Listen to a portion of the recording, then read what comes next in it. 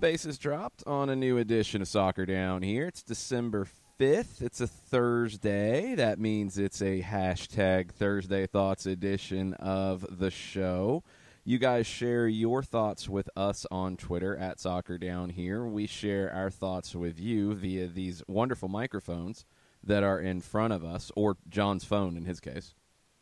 Which is moody at best. Yeah, it's not wonderful. We know that much.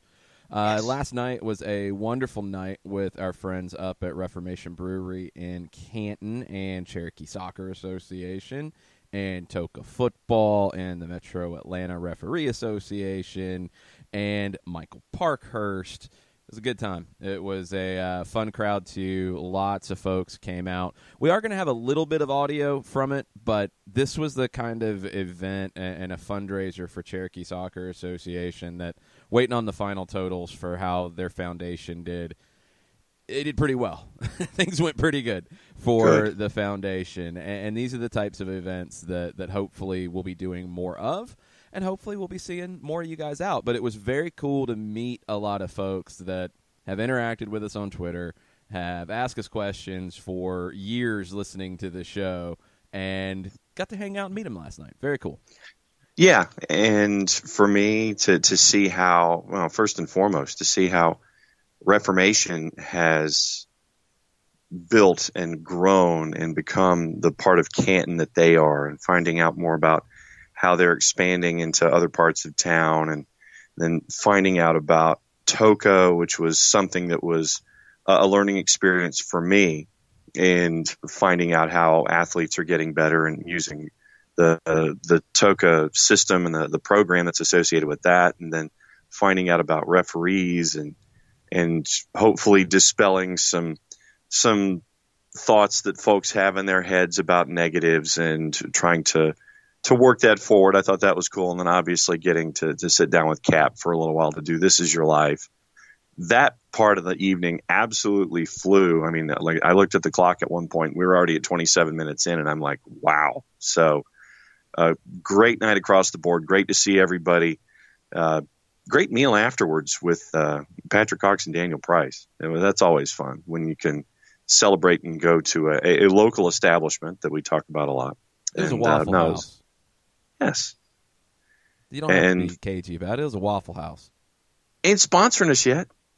They need to. It's still a Waffle House. It was good. So we went to Waffle House, and you guys got to see just how completely and totally off the rails I get when I go to a Waffle House on a regular basis. It's true. Fun night. Thanks, everybody. Thanks to Scott Flood and the Flood Project for putting everything together. Thanks to everybody at Cherokee Soccer Association for getting the word out. Very cool to hang out with you guys last night. And like I said, we'll have a little bit of audio from it. We also have an interview that'll go out this weekend from Alex Palma, who is the DOC for Cherokee Soccer Association.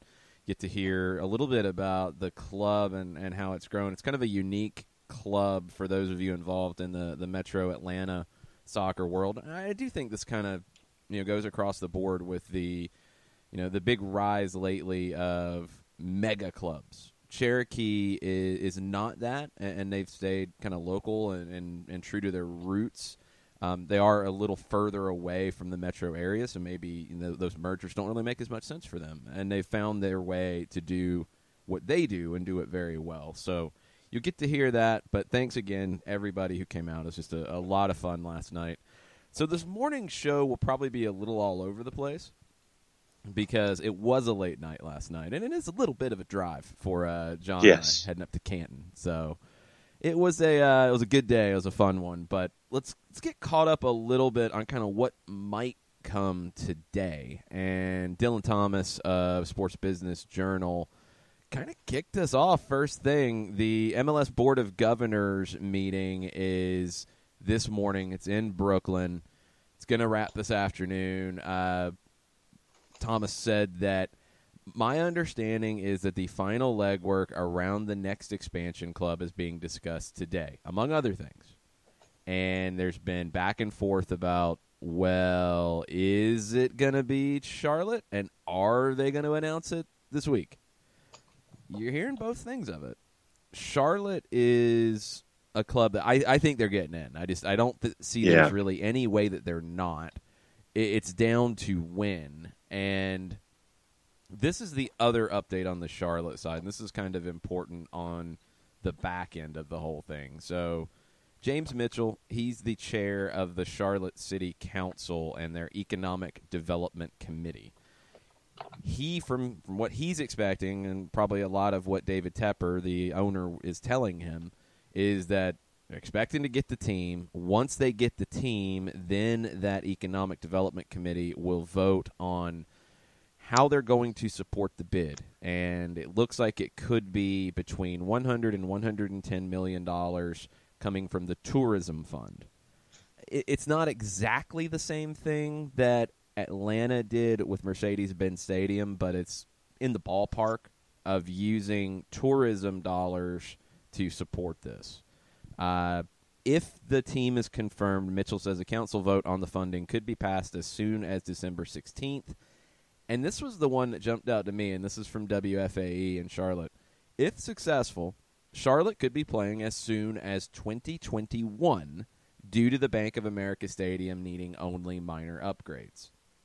That solves a lot of the dilemmas about what happens with scheduling, with formats, with all of it, because then you don't have Austin coming in by themselves. David Tepper is not going to sit and wait to get this done. He wants to do it now. He's been very aggressive about it. He's going to pay the cash to get it done. And it sounds like everything's in place except for that final vote. Yeah, and I want to see what the ideas are at Bank of America. I know that when it comes there's to... nothing to really do. I mean, I don't think there's ideas. Like, they've done soccer there, and they've had big crowds there. So there's really nothing major to do. Locker room stuff, maybe? And then we know what he'd like to do when it comes to building either a stadium adjacent, a facility adjacent for training, something in Rock Hill, all of the ancillary parts. That's the other part that I want to see how either the city of Charlotte or the city of Rock Hill wants to sit there and go, okay, so you can do this here and you can do this here. And I know that Tepper wants to try to keep everything as close to downtown and as close to where B of A is as humanly possible. Yeah, I don't think there's a lot of difficulty with that stuff. I think all of that has been pretty much lined up, and that's why, Charlotte getting this team's not a surprise. Like, everything's pretty much ready to go. If I'm not mistaken, didn't the Panthers move to a new facility?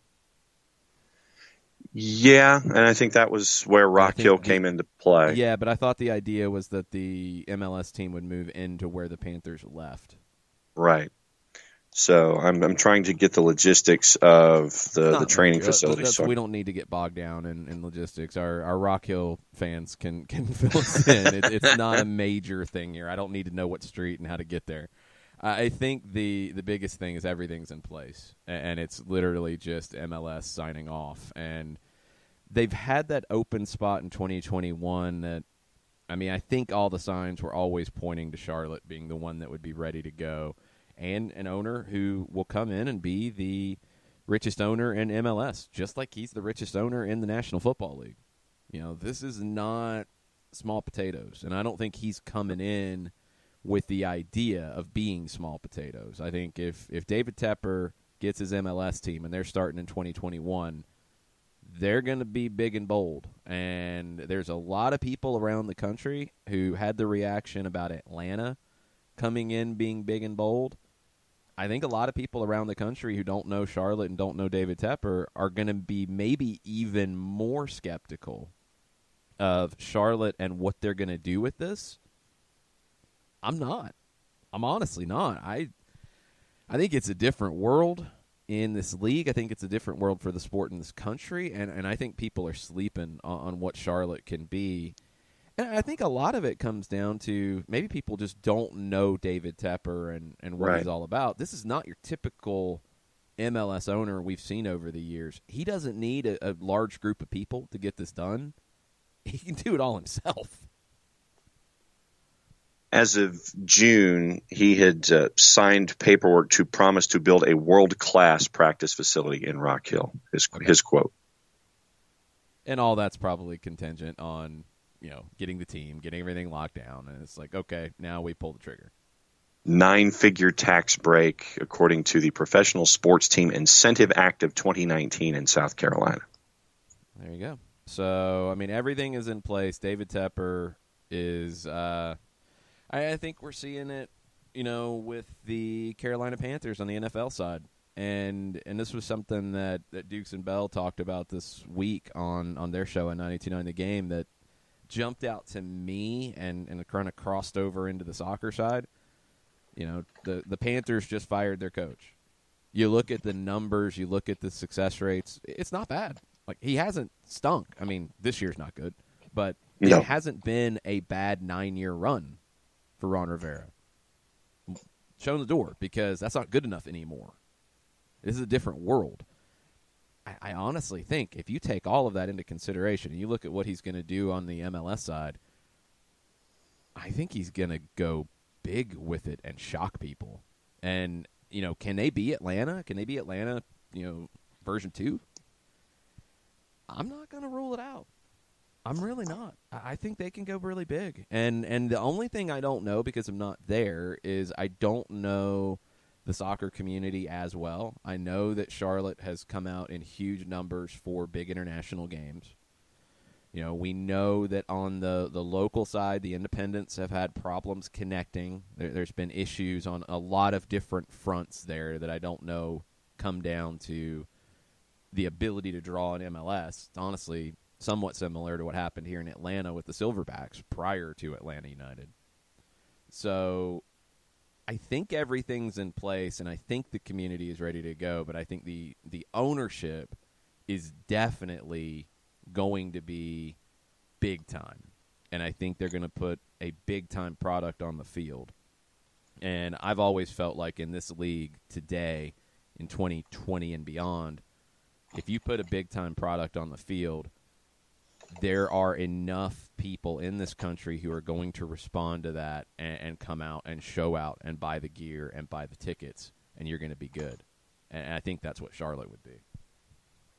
Well, and I just think about the simple positioning. When the Carolina Panthers came online, you're looking at Charlotte. You're looking at the metropolis of all of the fans that are literally 15 minutes south of town in South Carolina. So you're reaching into that particular part of South Carolina. You're reaching into the areas of North Carolina. You're reaching a large media market size worth of folks. And everything that we've seen from Tepper so far, it's go, go, go, go, go, go, go. There has been no hesitation in him wanting to do things, whether it was sign on to be the owner of the Carolina Panthers and do things either in the community to B of A or to the Panthers to continue to have them compete on an accelerated base. So everything that I've seen from Tepper when it comes to every aspect of his sports business and his business acumen, it's go, get it done now. He hasn't messed around on anything.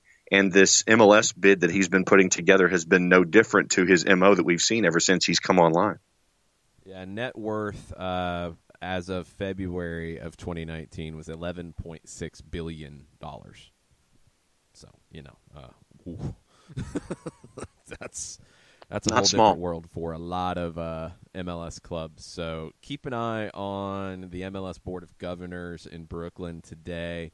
Any announcements, any hints that could be coming out of that, and we see what happens with Charlotte. Maybe some other things, too, at the league level, but Charlotte's the one that everybody will be looking for info out of. We're going to take a quick break, come back, get you caught up on all the news of the last 24 hours, bunch of signings around the league, kind of set up the landscape a little bit of where things are as we head into free agency with a lot of players looking for clubs to land in and who could be shopping. Be right back after this. Looking for future leaders we can trust and believe in? Look no further than the high school student athletes right here in Georgia. High school sports teach young people how to be effective leaders. It begins by making their grades, and being on time for practice. It includes learning to listen, following directions, accepting responsibility, being a good role model. And it's about respect for officials, opponents, the rules, and each other. The result? It transcends sports. It gives us hope for the future. High school sports. There's so much more than just a game. This message presented by the Georgia High School Association and the Georgia Athletic Directors Association.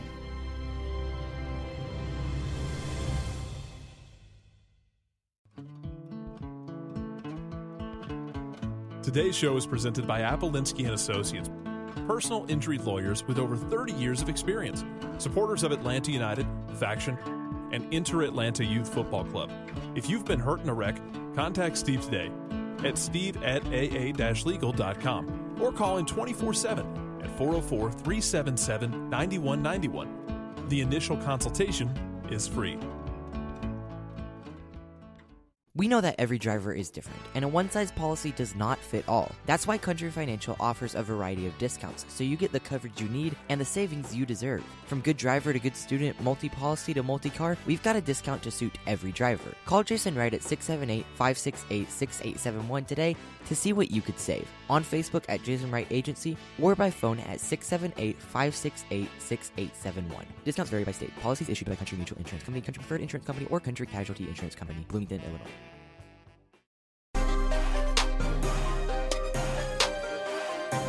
Welcome back. Soccer Down here. December 5th edition. Thursday Thoughts edition. So tweet at us at Soccer Down here. Let us know your thoughts. We have some thoughts on the board that we'll be getting to here in just a bit. But let's get caught up on some of the news. And Real Salt Lake leads the way. They have their manager in place. They have their general manager in place. They have exercised the purchase option on Everton Luis, coming over from Spal in Serie A. They used TAM to get the deal done. 27 appearances in his first season. He becomes very, very important if Kyle Beckerman isn't back. And RSL says that they are still trying to find an agreement, find a way forward with Beckerman, so that's still in play. Maybe the big news out of Utah is Deloy Hansen, their owner, said, "We've had $3 million of our salary cap tied up that goes away, so we now have an opportunity to really work on those very expensive frontline striking positions. We have more capacity, more dollars, more salary cap. We're excited. Obviously, there's a lot in the works. We do think we can improve and augment an already very good defense, but we need to score in the final third." Definitely an issue. They do have some pieces in play up front that they're going to have to make some decisions on. Sam Johnson was their signing last year. So-so. Didn't really, blow anybody away. Corey Baird, maybe a little bit better as a winger than as a frontline number 9. Albert Rusnak, Jefferson Savarino, better from deeper positions. Damir Krylok's played up top some, but again, if Kyle Beckerman's not there, he drops into that holding midfield. If they've got the money to work with and they go get a number 9, they're a team to watch for in the West. They were number 3 in the West this year. You look around the conference, Portland, you would expect would be in that running to move up. Seattle should be there again, although this is an older Seattle team, and maybe the reloading process starts now. San Jose, can they get better? If they go get Alan Polito, they're going to get better. RSL's right there in the mix. The number 9's part of it, but you look at their depth chart, they don't have a left back. And that's one they're going to have to solve. They've got Real Monarchs, which won the USL Championship. They've got some talent. They're developing some talent. But for me, left back, goal scorer who can get you 15 goals a year, and you're talking about a team that will be in the running to win the West. You mentioned goals and goal scoring. 46 goals scored last year by RSL. I think that puts them 5th from the bottom in the league in goals and scored. They still got 3rd in the West. I mean, that's Right. impressive about their back line. It's impressive about their group as a whole. But, yeah, if you add a goal scorer on top of it. Montreal had 47. Orlando City had 44. And then you had Vancouver, who had 37. But then you look at Sporting and Houston, they had 49. But, yeah, to only score 46 goals, still finish 3rd in the West. And then if you can bring in that extra firepower, then that should create some space and some separation from everybody else who's trying to stay north of the playoff bar next year. So a couple somewhat surprising moves because they didn't feel like positions of as much need. Let's go with Sporting Kansas City first. They signed a Croatian defender, Roberto Puncek. We'll have to see how the pronunciation goes. He was out of contract, played for Rijeka in Croatia, won the Croatian Cup in the spring, but he's been out of contract since the spring, which maybe sets off a few alarm bells. 28 years old, played for Croatia's U21s on his way up. He played in Israel for Maccabi Tel Aviv, big, strong club, played in the Bundesliga, second division for Union Berlin before they moved up.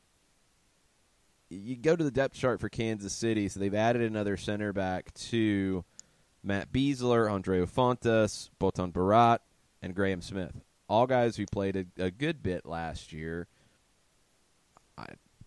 I mean, maybe it turns into a diamond in the rough a little bit, but I'm a little surprised you're using an international slot at center back when maybe you didn't need to.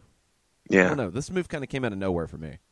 Yeah, and as you're laying it all out, you sit there and you're like, okay, this one for me is the official head scratcher. I don't know the why. I don't know the why unless you really are sold on this, on having this player in camp and having him be a part of your roster. But no, this one for me was one of you sitting going, okay, all right. So now I'm just all right. I want to see how it comes out.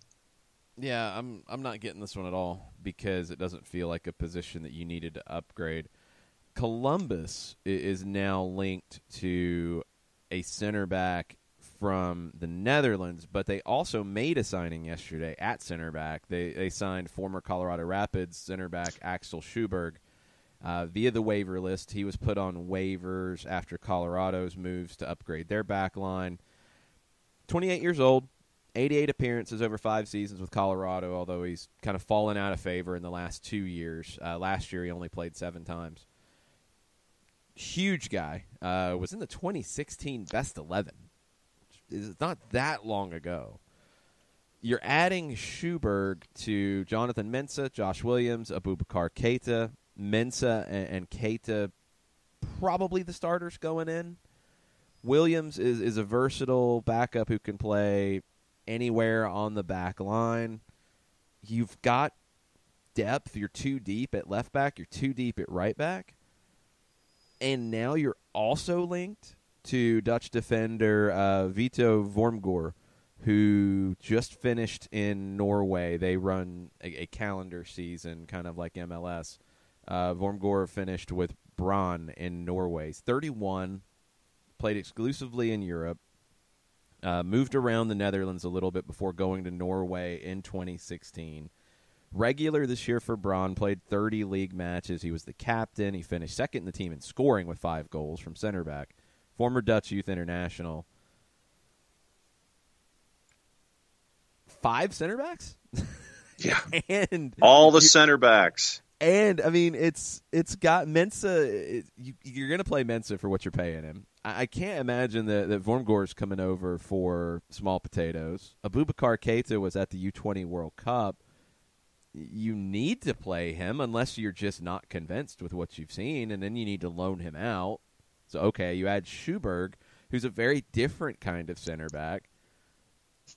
I don't know. It just feels like set a collection pieces, of set random pieces, and set pieces. But that's not how Caleb Porter plays. I know. That's the thing is that Schuberg. I like Axel Schuberg. I feel like he should have gotten more of an opportunity in Colorado. but he doesn't feel like a player that fits what Caleb Porter's wanting to do. And, so you're adding him, fine, but then you're going to add an international one, and it gets back to the international slots. You have limitations there. Sometimes I feel like some MLS teams sign guys because they're there or they're in their network or they're recommended rather than being strategic. Yeah. Kansas City and Columbus have needs. And, maybe they can't solve those needs. You go get a reserve center back if you're Kansas City, and I think that's what their signing will be. Okay, fine. But did you really need to use an international slot there on a guy who's been out of contract at a position that you've already got 4 deep at? And if you're Columbus, do you need to go 5 deep at center back? We'll see. We'll see if this Norwegian outlet TV2 who's reporting this is accurate. If they're not, different conversation. You got 4 at center back. You're pretty good there. But if you add a 5th and you add an international and you add a player of this caliber in Vito Vormgård, then you got to make corresponding moves because I don't think there's any point in keeping that much depth and that many pieces who can play elsewhere. Because if you have Mensah, Williams, Keita, Schuberg, and then Vormgård, all of them could play in this league. You want depth, but that's a little redundant when you need a number 10. You're going to use an international slot there, it sounds like. You have really no depth on the wings right now at all. If you go into the season, if you're the Columbus Crew, you're be in front of the back line. You've got great depth defensively. But beyond that, you have 3 central midfielders in Darlington, Nagbe, Will Trapp, Artur. And there's already been talk about Artur and Trapp being on the market. You have a predominantly left winger in Yunus Mokhtar. You have 2 predominant right wingers in Pedro Santos and Luis Diaz, although Santos played as a 10 during this past season when Higuain was injured. And you have 2 forwards in Jossie Zardes and J.J. Williams, who was mostly on loan in USL Championship last year. So in front of your back line right now, you've got 8 players for, in Caleb Porter's traditional type of setup, 6 spots. And you're going to add a 5th center back? If you've got a move in place to flip one, to go get depth elsewhere, cool. And that's what I was going to ask. It's like, are you bringing in Schuberg as an asset to possibly turn if someone else is interested? No, you got him on waivers. Anybody else could have got him on waivers. There's no asset. No, your asset would be Mensah, Williams, or Keita. You're not adding somebody to flip them, especially somebody who's on waivers, because anybody else had the shot to already get him. It would be probably Keita as the biggest asset because he's a young player that still has room to develop. If you feel like, you know what, we need to win now, we can't wait on him to develop. It's not, we don't have that patience right now. We're going to go get guys who can play today. We'll trade him and pick up a winger who will be more of a depth piece, or pick up, allocation money that will help us get a number 10 that we want, or whatever. Okay. Maybe that's the way you do it. Otherwise, I don't really know what Columbus is doing with all of the center backs they can possibly find. All the center backs. They're going to play a 9-1-1, maybe? No, that's not what Caleb Porter ever does. That's why this makes no sense. And that's we talk about it with Atlanta United. We talk about it with other, I think, top teams in the league. You see a strategy to how they build their roster, and you look at the variety in their acquisitions, and you look at their depth chart, and there's logic there. Brooks Lennon coming in, logic there in a lot of different ways to add more depth on that side of the field. Some of these acquisitions, it feels like, well, the guy's available, cool, sign him. And you can get yourself in trouble that way because you do have limitations with a cap, with international slots, with roster size, all those things. Kellen Rowe, it appears, well, it's done. He's going back to New England. They originally drafted him in 2012. He didn't fit with Brad Friedel at all. Didn't make a whole lot of sense, but a lot of things in the Brad Friedel era of the New England Revolution didn't make sense. Kellen Rowe will be going back. Where Bruce Arena uses him will be the question, because Rowe has kind of turned into a jack of all trades at this point. He can play as a number 10, which is where I really like seeing Kellen Rowe. We haven't seen that very much. He can play on the wings, not the fastest winger, but a technical winger, a crafty winger. He can play as a left back as well. New England is already pretty well built for next year. They need defensive depth, and Rowe can help provide that to a degree. They need some wing depth, and Rowe can help provide that too. Feels like a no-brainer. And as a free agent, he gets to go back to a place that he's obviously comfortable in, and with a manager in Bruce Arena who knows him. Bruce Arena called him into the national team when Arena was in charge for a second time around. So Kellen Rowe to New England makes all the sense in the world. Yeah, I was going to ask you what you thought Rowe, A, might be doing in New England, and B, where he would fit best, but you addressed that before I had the chance to get the question out. News out of Cincinnati really quickly. What do we have out of Cincinnati? FC Cincinnati has signed Harris Medunian.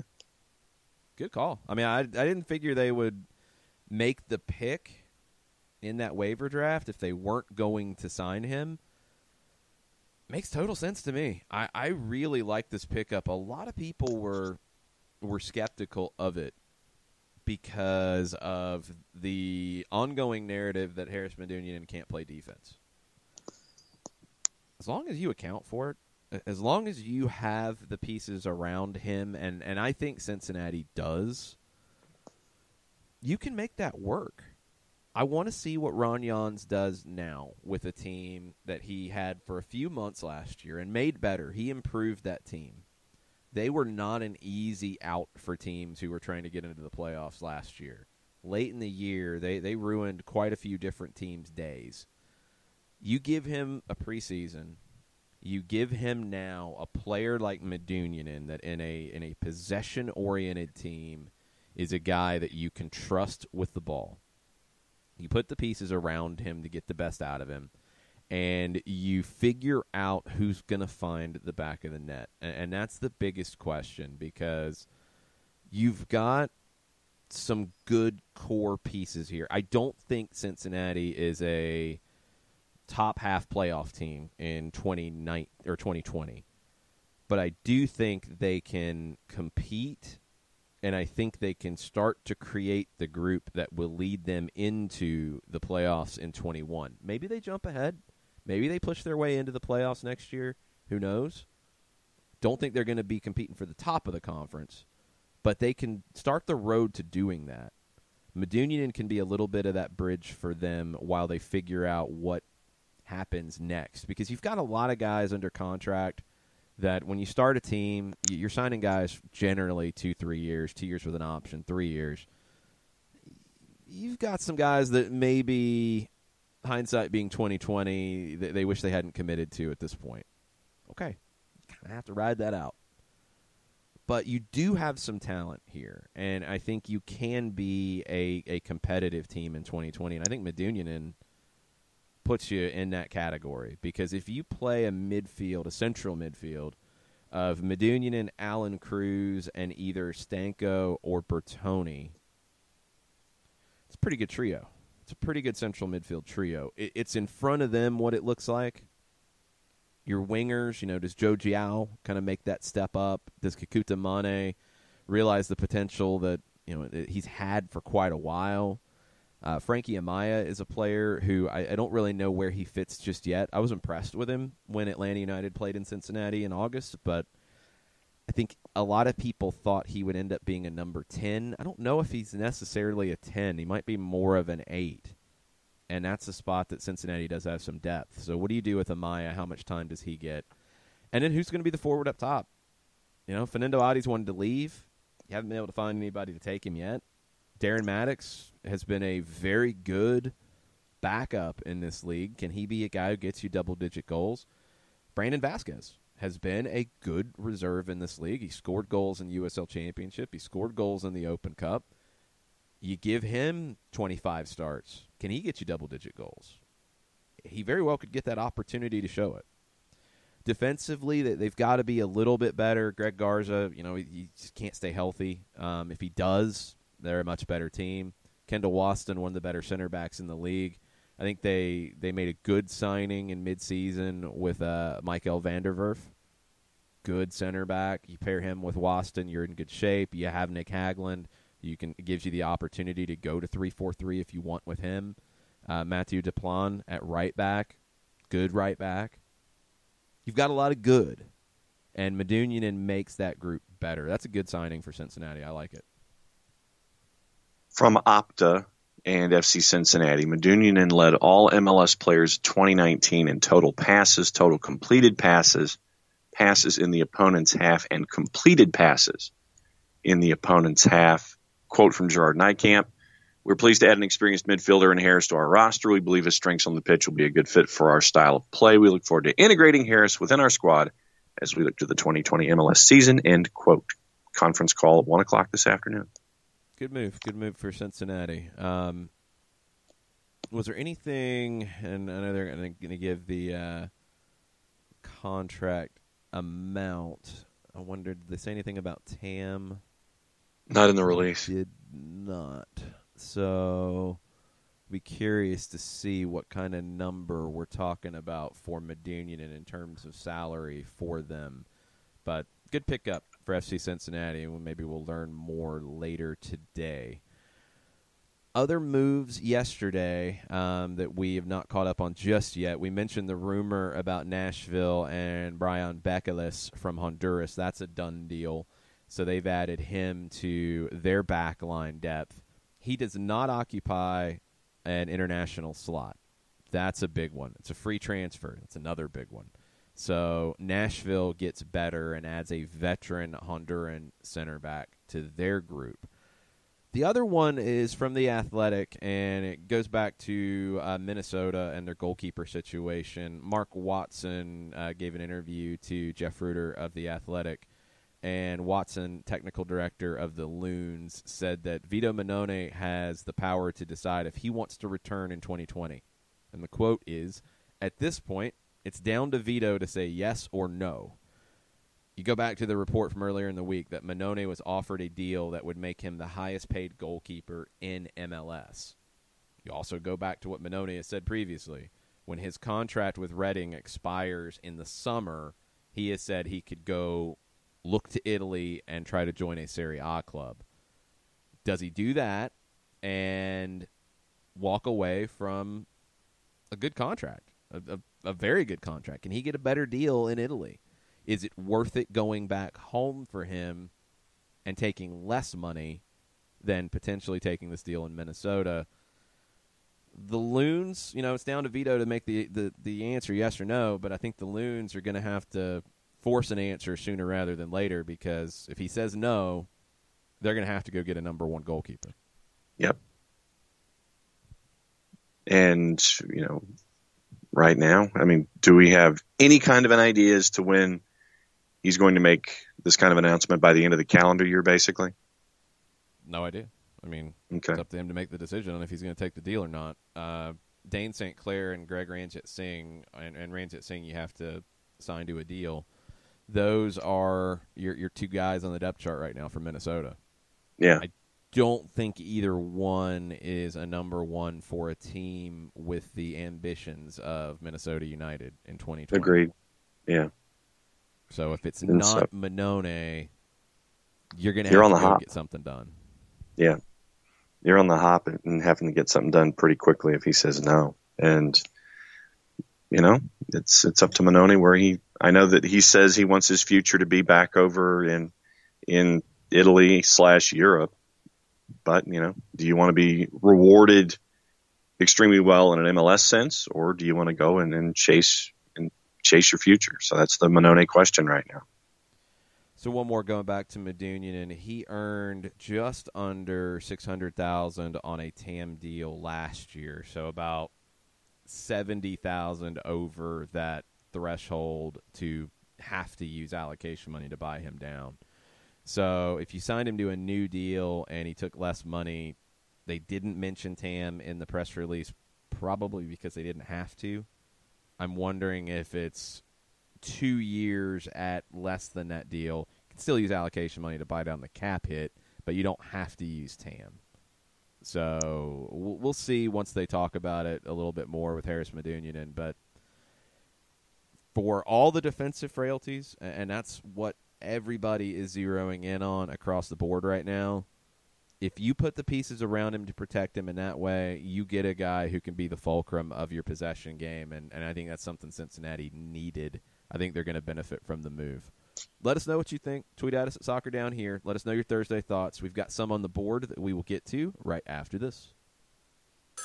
A ranger station. I'd like to report a bear hug. Okay. I put out my campfire and Smokey Bear hugged me. So you drowned the fire, you stirred it, drowned it again, and felt that it was cold? Uh-huh. Yeah, he's just letting you know you did good. Bear hug from Smokey Bear. Status update. I'm gonna let you go now. There are many ways to start a fire, but one sure way to put it out. Learn how you can do your part at SmokeyBear.com. Sponsored by the U.S. Forest Service, Ad Council, and your state forester. As a business owner, you know that every year brings new challenges and opportunities. The success of your business demands expertise and focus. And Country Financial can help you keep that focus by helping ensure you have the right insurance protection in place to meet your goals. Jason Wright can help you create a customized insurance plan that has coverages designed just for your business. Give Jason a call at 678-568-6871 or reach him on Facebook at Jason Wright Agency. Coverages vary by state. Policies issued by Country Mutual Insurance Company, Bloomington, Illinois. This is what matters. This is beyond X's and O's. This is the difference mutual respect makes. This is what character looks like. This is what defines us in Georgia. This is sportsmanship. School sports. It's not the outcome that matters most, but the way the games are played. This message presented by the Georgia High School Association and the Georgia Athletic Directors Association.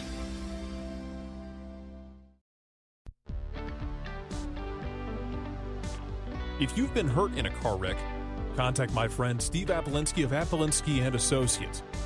He's been representing individuals for over 30 years throughout Georgia and Alabama.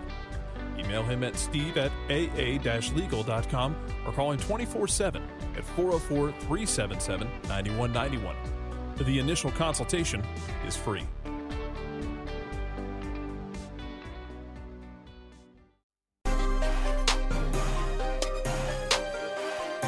Welcome back. Final segment, hour number 1, December 5th, SDH. Thursday Thoughts edition of the show. Let's get some of those Thursday thoughts from the listeners, John. Michael Ruiz has a couple of questions. Okay. 1, do you think us trying to extend John Gallagher's loan is an indicator of a future sale? I think Aberdeen's trying to extend the loan, and I think it probably will be extended. It could be. I mean, it is a little bit different situation now. Like a future sale, sure, it's two teams that do have an ownership shared link now, so it's maybe a little bit different than it would be in different situations. Gallagher scored. He started yesterday against Rangers for Aberdeen. He was at fault in the build-up to one of Rangers' goals. They go up 2-0, and then Gallagher scored his first goal for Aberdeen to pull it back to 2-1. They ultimately drew 2-2, a good result for Aberdeen yesterday. Gallagher, as the Red TV announcers had it, which was great. That's a hard noise for me to make. Gallagher. Yeah, it's the Scottish, like, Gallagher. It's hard for me to do that because it's not common for me anyway. It's not how I have learned to speak. The craziness with accents around the world and all that. It's a lot of fun learning this stuff. So I think he definitely has the potential to stick at Aberdeen, and that's not a bad thing. I mean, I've said it from late in 2018 on until the loan started. I think he has the ability to play in MLS. I've been very impressed with him since his transition to the flank, and it's been a little bit of an evolution for him. You know, he came to Major League Soccer as a forward from Notre Dame, scored a boatload of goals there, scored goals early on for Atlanta United too. They had a need on the right flank late in the 2018 season, and he filled it in a surprising way. You know, at first it was in a 4-4-2 diamond. He was playing as a right back, and then he played as a wing back, and he played as a right back in a four-man back line, and picked it up pretty quick. Defensively, you know, I think any converted attacker to an outside back, there's always work for them to do to get better defensively, but dangerous going forward, still had a knack for finding the back of the net. Over at Aberdeen, I think he started in those kind of roles as a right winger or as a right wing back lately, and the two matches that I've seen lately, he's been a number 10. He's been playing behind the front line, playing as a 10, and looking really good in doing it. So I would be surprised if the loan does end at the end of the year. I think Aberdeen would benefit from him still being there for the rest of the Scottish season, and then you can make a decision then. I don't think you have to rush to it just yet. I don't think there's any need to, do anything straight away. He's not hurting you when it comes to a salary cap. He's not hurting you in terms of an international slot or a roster spot being on loan. So I think the best thing for him right now is stay on loan, keep getting the amount of time that he is because he's playing consistently for the Dons, and make a decision in the summer when the season ends for Aberdeen. Question 2. Do you think Inter Miami can snag Palacios away from Leverkusen? Okay, that's kind of crazy to just throw out there like that. Let's give a little bit of backstory so people know what we're talking about. First, Exequiel Palacios from River Plate. Big-time young talent out of the Argentine Superliga. He was a player who at different points has been mentioned with an MLS move, and then it appeared that the price tag had gotten to be too big. Well, Inter Miami is trying to blow that big price tag out of the water at the moment because, according to most reports out of Argentina, it looked like he was gone to Bayer Leverkusen for, I think the reported release clause was $18 million. And it sounds like Inter Miami is coming in on top of that with a larger offer to try to get to the front of the line. Now, the question is going to be for a player like Palacios, do you want to take that money? And I'm sure there would have to be a larger contract in Miami to pull this off. Do you want to take that money and go to Miami as opposed to going to the Bundesliga and playing for Leverkusen? Palacios has 4 caps for the senior Argentine national team. He's 21 years old, just turned 21 in October. He's been a star for River. Can Miami do it? Sure, they can. I mean, Miami's a different combination of stuff here when you talk about player recruitment. You have the money that other clubs have had, but you do have the star power of a David Beckham. Look, that's going to turn heads. It is. Is that enough to get deals like this done? We'll see. I don't really know. And I don't think anybody really has a true understanding of what bargaining power, what kind of marketing power Inter Miami has just yet. If they pull this off, it's definitely going to turn heads in South America, and it's definitely going to turn heads worldwide. If they're able to beat Leverkusen to the punch for a player to, instead of going to play probably in the Bundesliga, I mean, I think he'd go into Leverkusen's team and get minutes very quickly. At 21, instead coming to a brand new team that hasn't played a match yet. It's a big one because this is not the level of player that Miguel Almiron, Tito Villalba were when they decided to come to Atlanta. This is a guy that You start talking in that 15 million and up range, like Atlanta's been able to pull off with Exequiel Barco, with Pity Martinez, who, one was a teenager, one was not. Different situations. This is maybe even a little higher than that when you start talking about numbers. And if Miami's able to jump Leverkusen in this one, it would be a big-time flag-planting moment for what MLS can do in the South American market. Going back to June and an article from Metro, Arsenal and Real Madrid were interested in Palacios. Real had agreed to a £20 million deal with River Plate last summer. Then Palacios was injured. So I'm not sure if I'm buying Real, that. Yeah, Real agreed to the £20 million fee. The release clause stands at a reported £18 million. Yeah, I'm not 100% sure I'm buying that.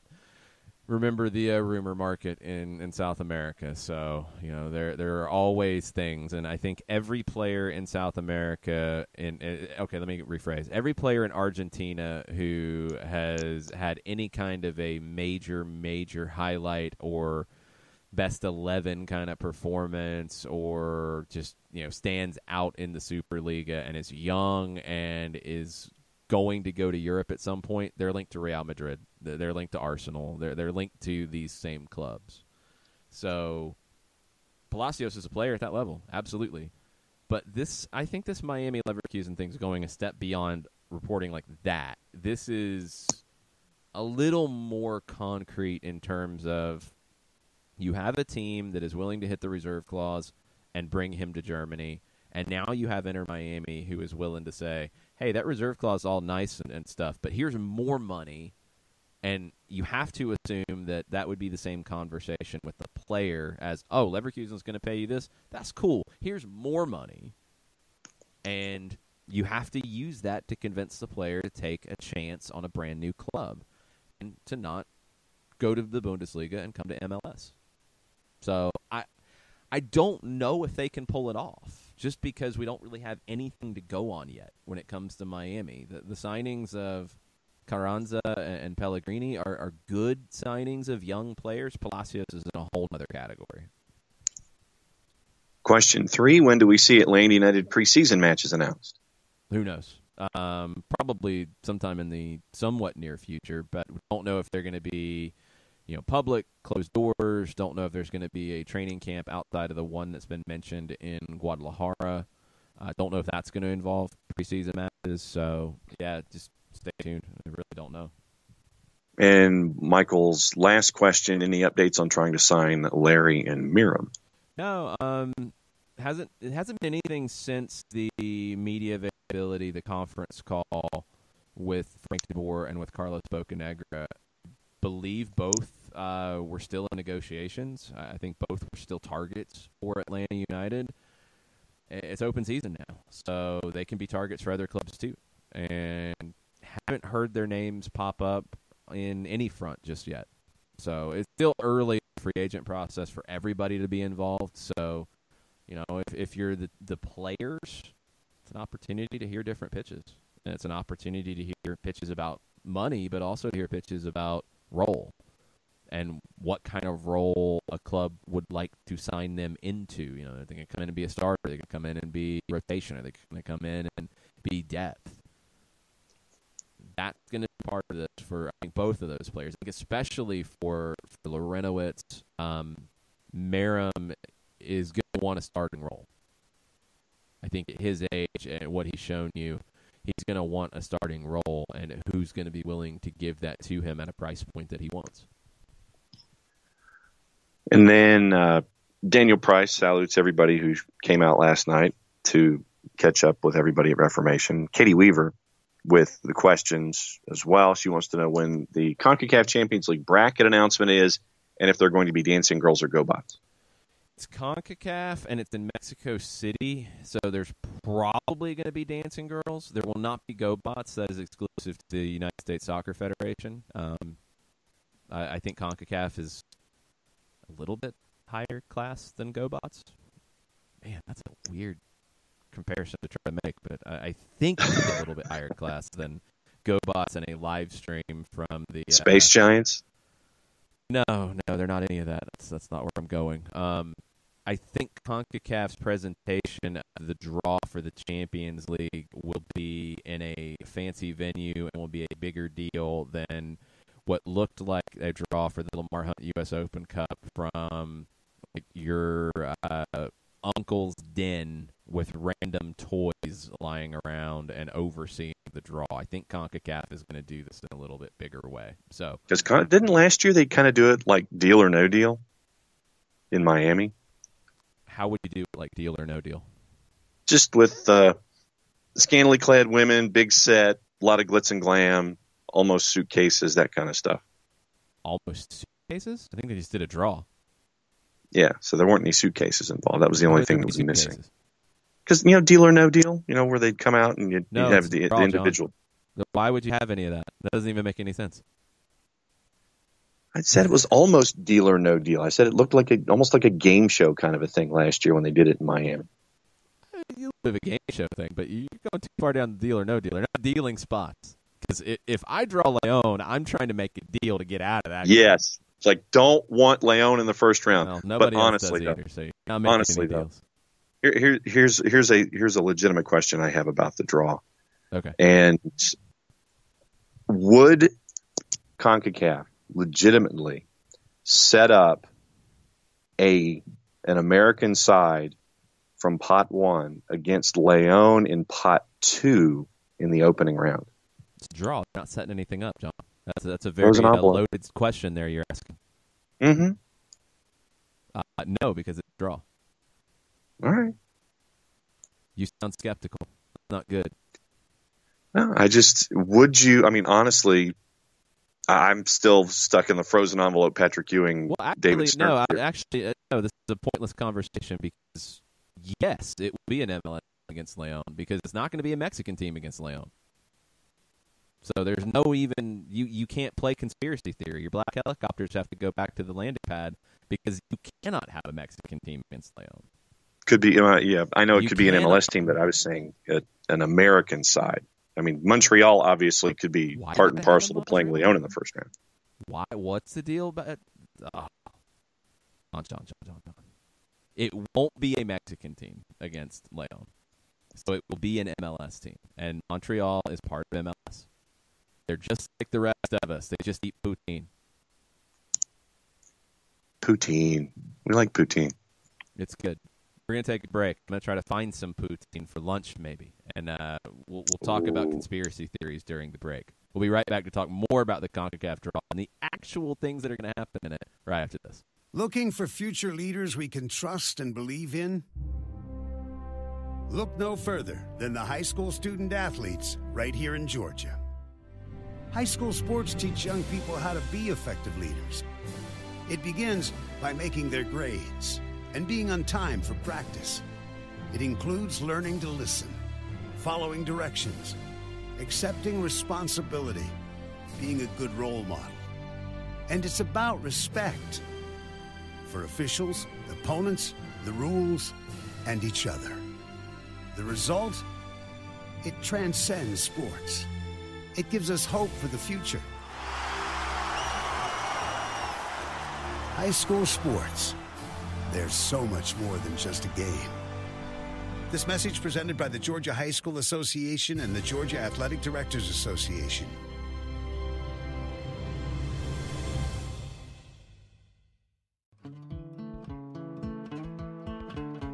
Today's show is presented by Palacios & Associates, personal injury lawyers with over 30 years of experience, supporters of Atlanta United, Faction, and Inter-Atlanta Youth Football Club. If you've been hurt in a wreck, contact Steve today at steve@aa-legal.com or call in 24/7 at 404-377-9191. The initial consultation is free. We know that every driver is different, and a one-size policy does not fit all. That's why Country Financial offers a variety of discounts, so you get the coverage you need and the savings you deserve. From good driver to good student, multi-policy to multi-car, we've got a discount to suit every driver. Call Jason Wright at 678-568-6871 today to see what you could save. On Facebook at Jason Wright Agency or by phone at 678-568-6871. Discounts vary by state. Policies issued by Country Mutual Insurance Company, Country Preferred Insurance Company, or Country Casualty Insurance Company, Bloomington, Illinois.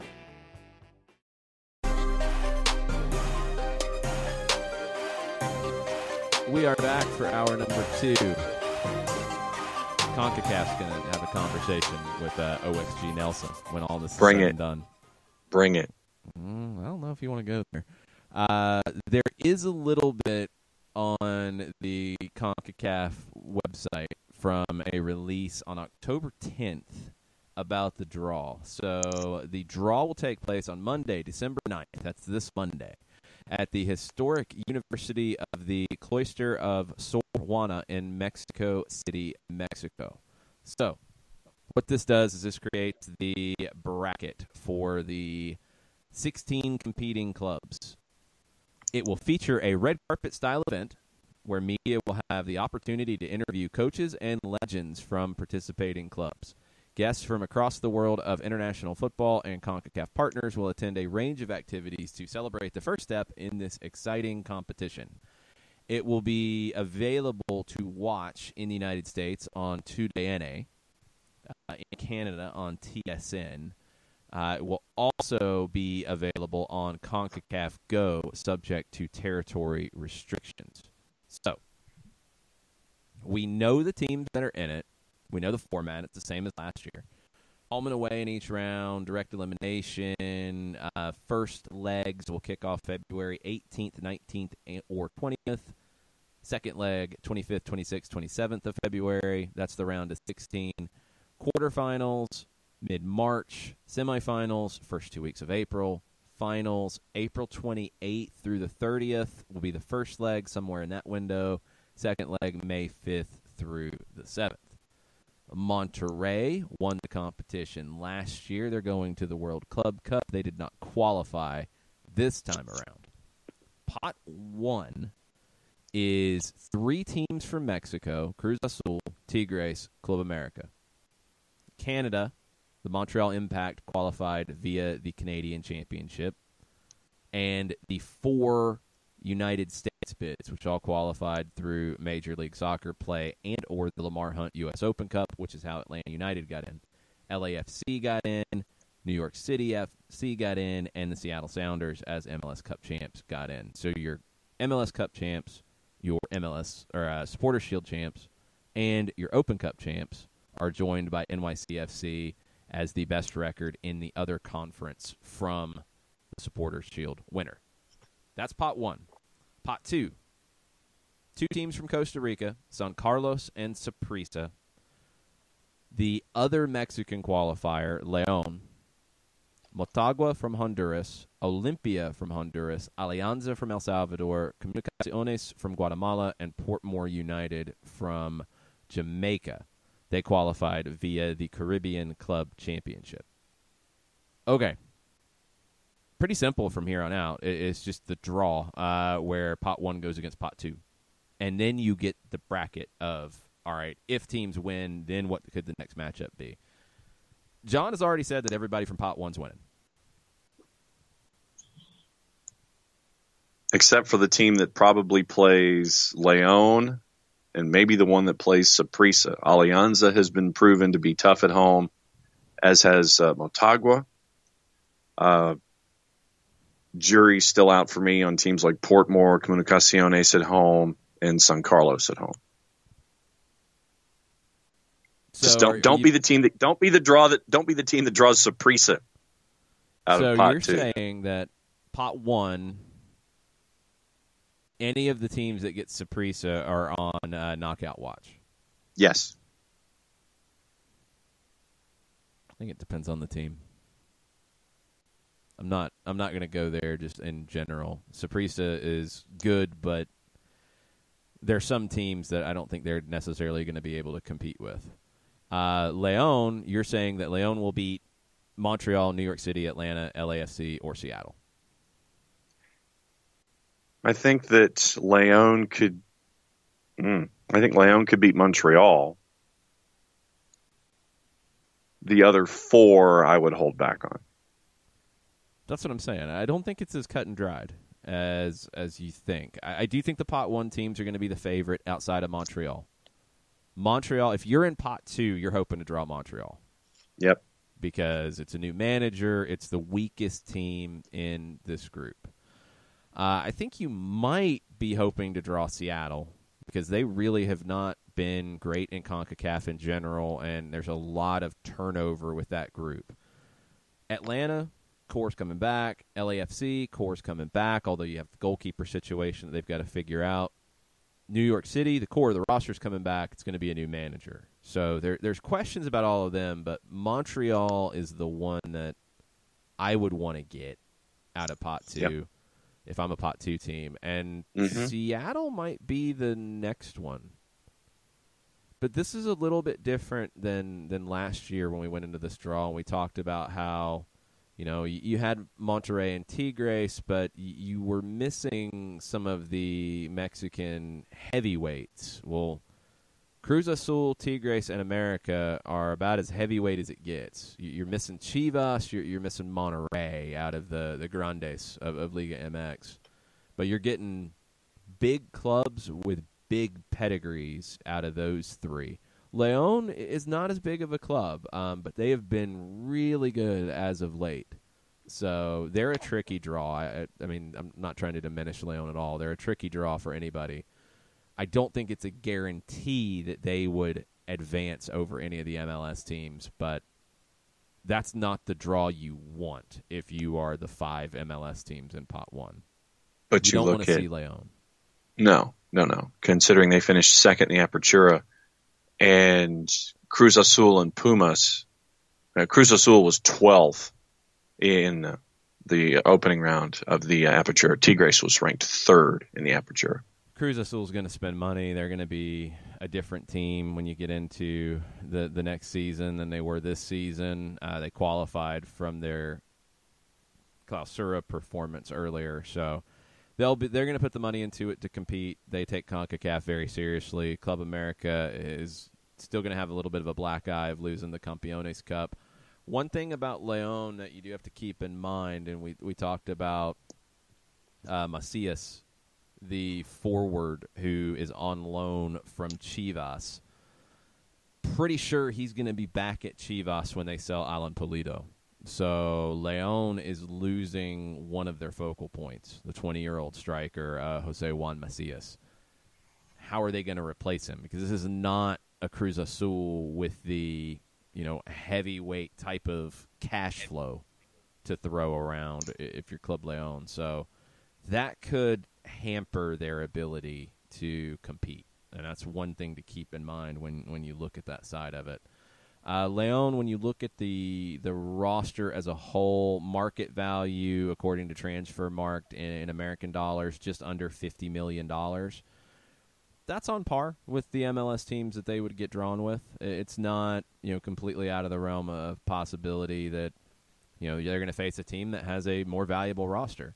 When you get past Macias, though, and he's the most valuable player in their group, you're talking about guys who in Transfermarkt's values are $2-3 million. You just have a lot of them as opposed to big mega stars and in a gap. That's going to be the difference. They have a pretty good core that is not top heavy. But I do wonder if they lose Macias, where the goals are going to come from. Yeah. And how they replace him quickly. You're going to be turned into Ismael Sosa and Angel Mena, your 2 wingers, to get those goals. They both had 7 in the most recent season. Macias had 8. You don't really have a direct replacement. So how they handle that, we'll have to wait and see. But that draw is going to be on Monday. It's at 9 o'clock, according to Today NA, out of Mexico City. So we are figuring out what we're going to do with our Soccer Over There show on Monday, live from the Brewhouse Cafe. Initially, we had thought about doing the show and doing the draw and doing a big preview edition. But that is an hour after we usually finish. Let us know. Like, I think we're going to do some kind of live coverage for sure. It could be just a two-parter type of situation or something. But let us know if you guys who listen and come out to our events, if you'd be interested in coming out, watching the draw, and hanging out with us. If you are, we can probably move the Soccer Over There show back a little bit and do it just at a later time and really try to capture everything for you. I'm curious if Atlanta United supporters would come out and see where their team's going to get drawn in this and do a watch party for it. So give us a heads up. Let us know what you think. Reminder, first leg, somewhere between February 18th and February 20th. The second leg of the opening round, the 25th through the 27th. So make your travel plans appropriately for Feb 18 through 20. Well, once you know where it's going to go, yes. Right. Block out that time and then pounce on your flights once we know. Yes, do that. Okay. Rumors out there before we get back into the Thursday Thoughts timeline. So we mentioned the center back to Columbus. It doesn't really make a lot of sense, Vito Vormgor. Couple things that have popped up. Nico Gaitan was getting some attention allegedly from Premier League clubs. It's sounding more and more like he's headed back to Argentina to play for Boca Juniors. Their president told local radio that Gaitan will be joining Boca Juniors in January, and Teise is talking about it this morning as well. So Gaitan to Boca. Boca's got the money to make that deal happen. I'm still a little surprised that Chicago didn't want to bring him back. We'll see how they replace him going forward. The Miami managerial situation is just continuing to be strange. This is according to a newspaper in Nice. Arsenal are showing an interest in Patrick Vieira. Remember, early in the week, Taylor Twellman tweeted, others were hinting towards this way as well, that Vieira would be the guy in Miami, and they would be announcing their manager before the end of the week, according to local reports out of South Florida. Haven't heard anything about a managerial announcement. It's Thursday. And now Vieira, who sounded like the guy they had zeroed in on after not making progress with Marcelo Gallardo and others, does Arsenal decide to swoop in or at least dangle things in front of him and say, hey, we want to have this conversation? I don't know what Miami's going to do, because if you don't get Gallardo, you don't get Vieira, you're going to be turning back to somebody who's out of work, like Santiago Solari, like Gennaro Gattuso. Maybe. I don't know what Miami's doing at this point with the managerial thing, and maybe things have just twisted around and their best laid plans have gone to waste. But if Arsenal comes in for Vieira and shows interest, I think he puts the brakes on anything, right? Yeah. And, I mean, you look at the situation with Arsenal. Word came out in the Independent that Freddie Ljungberg could only be in charge for 12 weeks if he didn't have a UEFA Pro license. So Arsenal's going to have to get on the hop if that changes the mix. Yeah. Yeah. It's like, all right, so what do you want to do here? He's got to get his UEFA Pro license. Otherwise that time's going to be short term.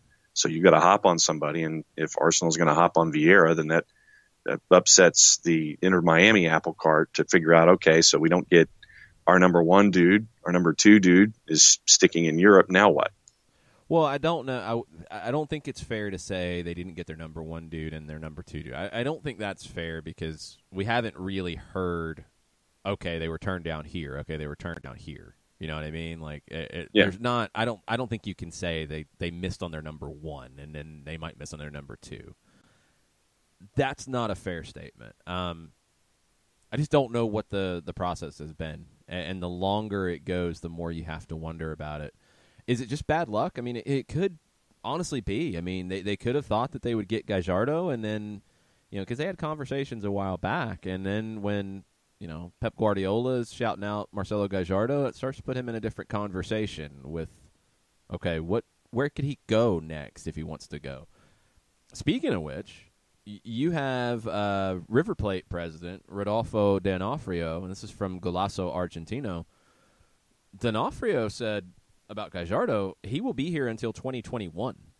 I don't know why you're always asking when he's leaving. What's clear is he has a contract until 2021, so don't ask more. So, okay. River Plate's saying he's not going anywhere. So, all right, maybe you thought you could pull that one off. You weren't able to do it. Things changed. And then you thought you could get Vieira, and now things have changed with Arsenal having a vacancy, and now they might have to move quicker than they had planned because of the pro-license situation with Freddie Ljungberg. Because initially the talk was, okay, they'd give him the rest of the season. They'd give him time to see what would happen. Our buddy Nick chimes in, Nick Alifi, voice of soccer over there, that Gennaro Gattuso might not be an easy fallback either, because Italian rumors have him in line for 3 different jobs in Italy as clubs are pushing the panic button and firing managers. And now, after seeing the dip in form from Milan after he was gone, like, oh, maybe he wasn't so bad after all. Yeah, exactly. Sometimes maybe good. So sometimes maybe. No, sometimes not maybe, because Milan is better under Gattuso than they've been without him. So yes, the first part of it. I don't know. I mean, if you're not getting Gallardo, you're not getting Vieira. The bar's been set very high on what this hire is going to be for Miami. I don't know if there's anybody else out there that would hit that bar without feeling like a fallback. And that's the tough spot that Miami, that's the tough corner that they have either backed themselves into or have been backed into. I don't know how you spin it. So even if they brought in somebody like Santi Solari, it would still feel like a fallback. He's not Marcelo Gallardo, and he's not Patrick Vieira. And you could have hired him months ago. True. So, I mean, I don't know how it doesn't at this point because of the chatter. The Vieira thing's interesting because, I mean, I think people who follow the game in the U.S. know by now that, you know, when Taylor Twellman goes public with something, he generally doesn't go public before it's all but done. The Vieira thing, if it doesn't happen, the behind-the-scenes story on it would be pretty amazing. And I'm really wondering if it's just this whole Arsenal chaos that has popped up with Unai Emery finally being shown the door, and then it's the, oops, we can't just leave Freddie Ljungberg in charge. Mm-hmm. Now we have to figure something else out. If it's really an oops situation, oh, man. I don't know. I want to see what Miami does. If you've seen the pictures on the stadium side of things, that has come together very, very quickly. And things are looking pretty good. And Jorge Mas and David Beckham spoke to the media yesterday. Everything is on course for their home opener in mid-March against the LA Galaxy. The ownership group, I think, brought lunch to everybody that's been working nonstop on the stadium and all the crew there, and they did some photo ops. Very cool moment for them. Yeah. But a lot of good things are coming together in Miami. The manager hire is one that I don't know if it's been mishandled at this point. It's just so crazy the way all this has been playing out in the media. Don't know. I don't know what direction they're going to turn now. Yeah, I mean, mishandled, I'm reserving judgment on mishandled, but for me, it's, you know, the question mark bubble is popping up over my head more and more. Like the GIF where the dude has the look on his face and then they freeze his face and then you just see the question marks pop up. So that's me currently right now when it comes to Miami and their coaching search. I'm just trying to picture you modeling for GIFs now. You're better at finding the GIFs than I am. But that was the first one that popped into my head. More questions than answers for me. I think we're gonna have to get Nick and the video camera on the case and like film GIFs with you recreating some of these GIFs. That could be quite entertaining. I'm all for it. Oh boy. Yep. Ricky Ricardo has been tweeting like a madman this morning, which is awesome. Yes, he has. He shared the tweet from @TheChampions, which is the official Scotiabank CONCACAF Champions League Twitter account, and that draw will be on Monday, December 9th at 9 p.m. You can watch here in the U.S. again on 2Day NA. I don't think you can watch on Yahoo Sports with an English language commentary, but don't quote me on that. I think last year they did it, and it was really kind of weird, the way they laid the English over top of it. It was a little awkward. So 2Day NA is probably going to be your easier I think bet. I remember that now, yeah. Yeah, I think it was kind of goofy the way it was all handled. We'll see how that plays out. But Monday night, and again, let us know if you'd be interested in doing a watch party at the Brew House for it, because I'm down. I'm excited about this. I want to see who Atlanta United gets. What else do we have on the Twitter timeline? We're officially caught up, sir. So this is where we sit there and solicit Thursday thoughts from people for the final 40 minutes of the show. Anything's on the board. Use the hashtag Thursday Thoughts. Could be about hanging out with us last night up at Reformation. And some folks have chimed in about how cool it was to see El Capitan, and have posted photographs and things like that. And the folks that we got to meet last night have been posting stuff as well. So anything on your mind, Thursday Thoughts for the final 38 minutes of the show. That's what it's for. It's on the board. So send it to us at Soccer Down Here. He's at Longshoe. I'm at OSG Nelson. And I will continue to give questionable food takes as well. Yeah, that's pretty much a given. We'll be back right after this. A ranger station. I'd like to report a bear hug. Okay. I put out my campfire and Smokey Bear hugged me. So you drowned the fire, you stirred it, drowned it again, and felt that it was cold? Uh-huh. Yeah, he's just letting you know you did good. Bear hug from Smokey Bear. Status update. I'm gonna let you go now. There are many ways to start a fire, but one sure way to put it out. Learn how you can do your part at SmokeyBear.com. Sponsored by the U.S. Forest Service Ad Council and your state forester. As a business owner, you know that every year brings new challenges and opportunities. The success of your business demands expertise and focus. And Country Financial can help you keep that focus by helping ensure you have the right insurance protection in place to meet your goals. Jason Wright can help you create a customized insurance plan that has coverages designed just for your business. Give Jason a call at 678-568-6871 or reach him on Facebook at Jason Wright Agency. Coverages vary by state. Policies issued by Country Mutual Insurance Company, Bloomington, Illinois. This is what matters. This is beyond X's and O's. This is the difference mutual respect makes. This is what character looks like. This is what defines us in Georgia. This is sportsmanship. School sports. It's not the outcome that matters most, but the way the games are played. This message presented by the Georgia High School Association and the Georgia Athletic Directors Association.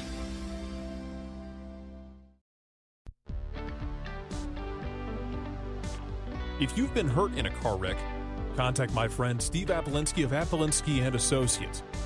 He's been representing individuals for over 30 years throughout Georgia and Alabama. Email him at steve@aa-legal.com or call him 24/7 at 404-377-9191. The initial consultation is free.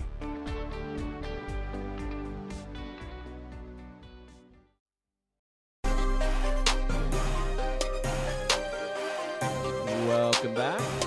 Thursday Thoughts edition of Soccer Down Here. All kinds of different stuff kind of on the board this morning when you look around. We've mentioned the Harris Medunian signing in Cincinnati. You're starting to see players also sign for USL Championship sides that were in MLS last year. Louisville City has signed Jimmy Ockford. Good depth center back at the MLS level. I think at the USL Championship level for a club like Louisville City, that's somebody who's going to be a Sharpie starter on the lineup sheet game after game. It's a good signing for Louisville City. That gap between USL Championship and MLS, I think it continues to narrow. And for some players in some positions, it's even more narrow. Center back, between being the three or four center back in MLS on the depth chart and being a starter in USL Championship, that feels like the equivalent level right now for most. And that's something to keep in mind when you look at Atlanta United and what the rest of the offseason could look like for them when you talk about the transfer market. Center back's a position where they don't have a ton of depth, and it's probably the one spot now on the board with the acquisition of Brooks Lennon that you don't have that. So right now, dedicated center backs, and we will work from a four-man back line at the moment. It's Leandro Gonzalez-Perez, it's Miles Robinson, it's George Campbell. And just like we mentioned about Oxford, that gap between USL Championship, MLS level, I think for a player like Campbell, who only has the 1 year under his belt at USL Championship, it's a big gap. You know, can you count on him if you have an injury or something happens with LGP or Robinson? And can you count on Campbell in February, March? It's a big ask. It's not completely out of the realm of possibility, but it's a good-sized ask. Franco Escobar can play in a three-man back line. We've seen that plenty of times. Can he be a center back option in a four-man back line? And then do you drop Brooks Lennon into the right back option in that case because you have that on the cards now? I feel like defense and specifically a utility kind of defender, or at a minimum a center back who could play on the outside, is one of the last pieces Atlanta United needs to look for in the transfer market. And I mean, you sit there and you laid things out for me, and I'm right there with you. So you mentioned the gaps with USL Championship and MLS, and that's something that we've seen over the last handful of years when you and I have had the chance to sit there and see Atlanta United 2 going up against the teams in the USL Championship that come, whether it was in Gwinnett or up at Kennesaw. And so I think that, at least for me, there have been opportunities where you sit there and you see guys who are opting to get those full playing time, to get all those matches under their belt on the USL Championship level. And somewhat selfishly, I like to see I like to see those guys who want to get reps, and I like to see them getting all of that opportunity so they can showcase themselves on more of a full-time basis than sitting on a bench and being guy 18, 19, 20 and not knowing what they could be capable of if they're getting full reps. So for me, it's a fun watch, and it's also something where you can sit there and analyze the talent that could be ready for larger play in MLS once you get to see them doing full-time duty down in the championship.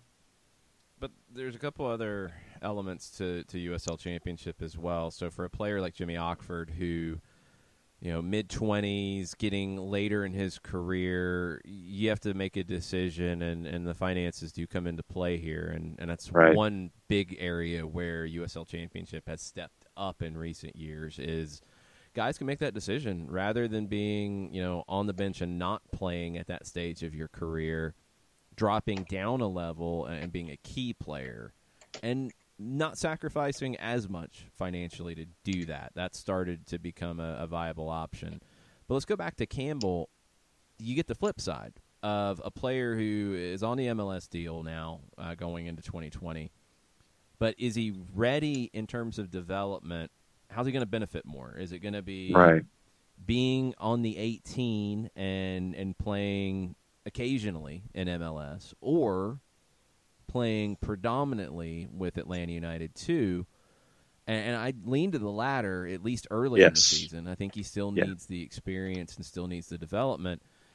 But that makes the depth option at center back even more of a priority when you look at the roster build for Atlanta United, when you look at the 2020 season. I think Campbell is a really interesting case because, and he's one that doesn't get talked about very much in the national sense because not many people know who he is.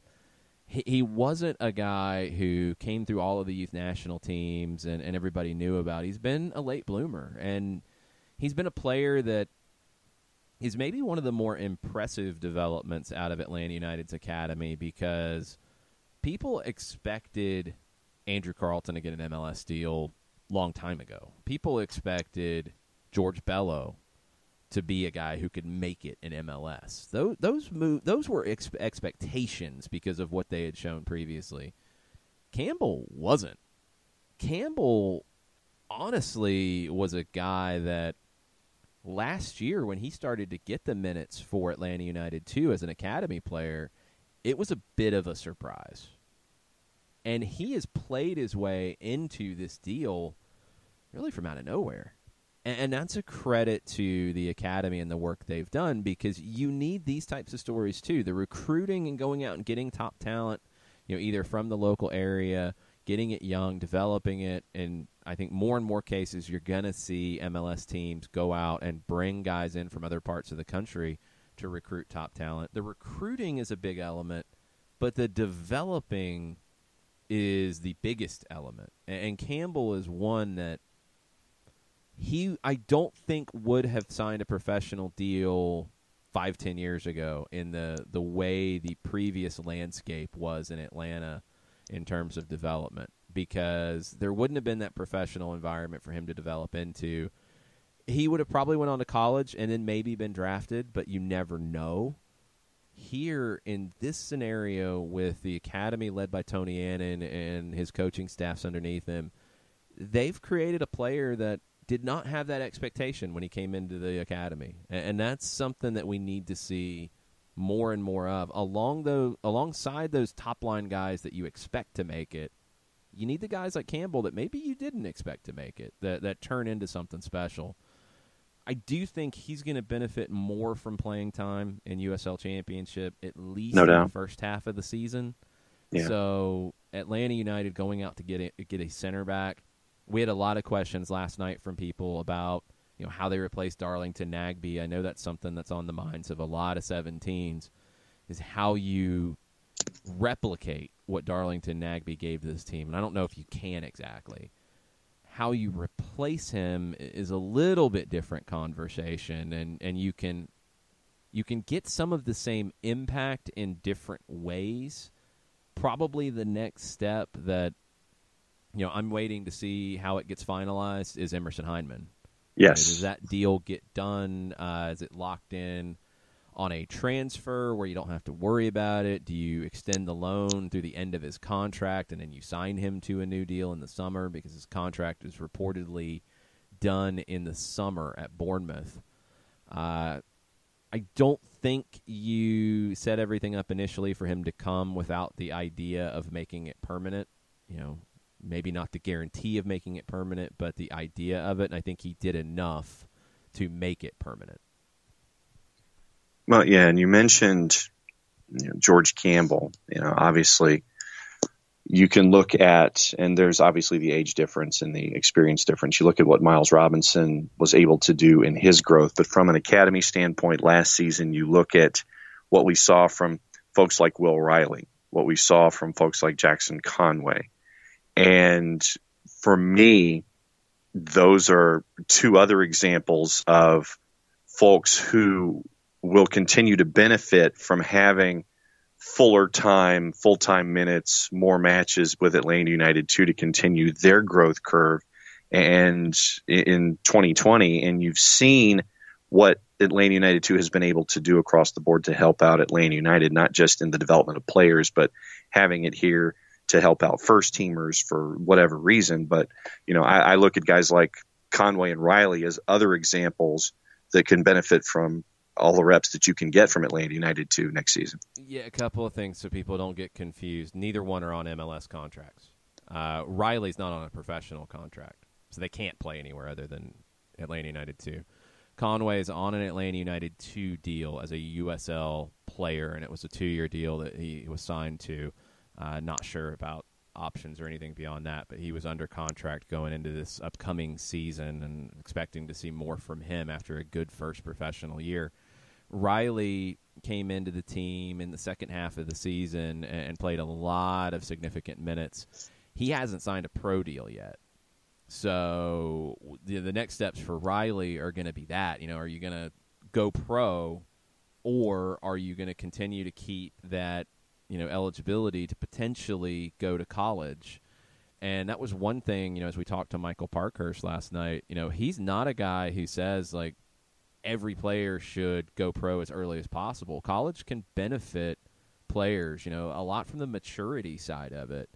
And maybe that's a move for a guy like Riley. And maybe that's a situation like a George Campbell who, was maybe a little more mature and didn't necessarily need to make that jump, and his pathway's a little different.